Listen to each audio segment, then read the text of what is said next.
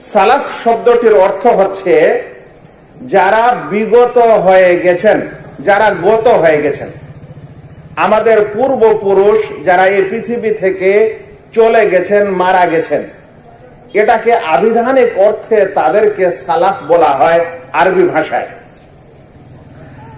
পারিভাষিক ভাষায় সালাফ বলা হয়, আসলে পারিভাষিক ভাষায় সালাফ এর এই সংজ্ঞা দুই ভাবে বিভক্ত। একটা হলো জামানা, যুগকে কেন্দ্র করে কাউকে সালাফি মনে করা, সালাফ মনে করা, কিংবা দ্বিতীয়টি হচ্ছে নীতি হিসাবে কাউকে সালাফ মনে করা। আবারও বলছি যে সালাফ শব্দটি আবিধানিক অর্থ হলো যারা ইতিপূর্বে দুনিয়া থেকে চলে গেছেন, মারা গেছেন, তারা আমাদের সালাফ। এর একটি ভালো বাংলা হচ্ছে পূর্বসূরি, যারা আমাদের পূর্বে দুনিয়া থেকে বিগত হয়ে গেছেন, এদেরকে বলা হয় সালাফ। কিন্তু পারিভাষিক অর্থে সালাফ কাকে বলা হয়, যে অর্থটাই আসল অর্থ, সেটা হচ্ছে যে আল্লাহ রসুল সাল্লাল্লাহু আলাইহি সাল্লামের পর তার সাহাবারা যদি নতুন মানুষ হন একেবারে মজলিসে, তো সাহাবী মানে হচ্ছে যারা নবী সাল্লাল্লাহু আলাইহি সাল্লামকে ইমানের অবস্থায় দেখেছেন, সাক্ষাৎ করেছেন।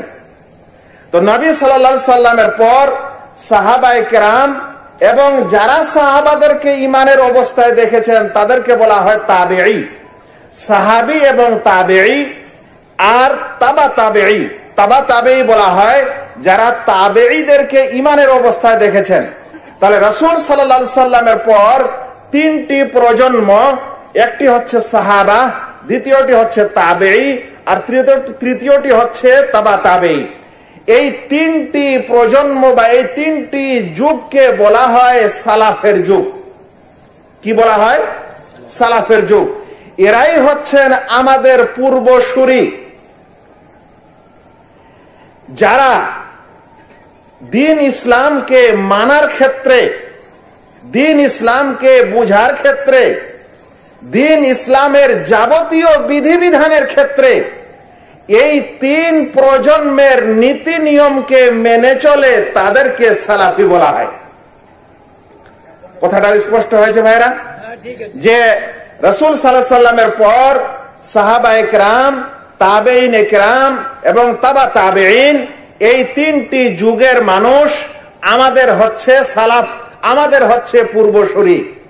তারা যেভাবে ইসলামকে বুঝেছেন, ইসলামকে মেনেছেন, ইসলামের আকীদা, ইসলামের ঈমানের বিষয়গুলিকে যেভাবে নিয়েছেন ও বুঝেছেন, আমল ও ইবাদত যেভাবে করেছেন, আদব ও আখলাক যেভাবে তারা বজায় রেখেছিলেন, সেই নিয়মে জীবন যাপন করাকেই বলা হয় সালাফি মাযহাব বা সালাফি আদর্শ।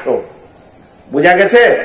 তাহলে এখন আমাকে বলেন যে আপনি যদি মুসলিম হই আর বলি আমি যে আমি একজন সালাফি, কেন? যে আমি আমার রাসূল সাল্লাল্লাহু আলাইহি সাল্লামের যুগের পরের এই সকল লোকের নিয়মে আমি ইসলামকে মানি ও বুঝি ও চলি, তাহলে কি আমি কোনো ভুল কাজ করি? এটা কি কোনো দোষের বিষয়? কিন্তু আজ আমাদেরকে কিছু মানুষ এ কারণে দোষণীয় করে দেয়, অথচ তারা হয়তো বিষয়টা সম্পর্কে জ্ঞান রাখে না। এখন আপনারা বলবেন যে এটা ছিল প্রথম মানে।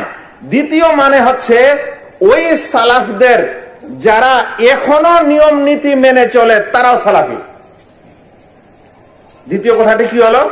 তিন যুগেরটা তো ছিলই ছিল, এখনো যদি দুনিয়াতে কোন প্রজন্ম, কোন মুসলিম ভাই, কোন মুসলিম গোষ্ঠী তাদের নিয়ম নীতি মেনে চলে, তাহলে তাকেও কি বলা হবে? তাকেও সালাফি বলা হবে। কারণ এটা হলো আদর্শের সালাফি, আর সেটা ছিল যুগ হিসাবে সালাফি।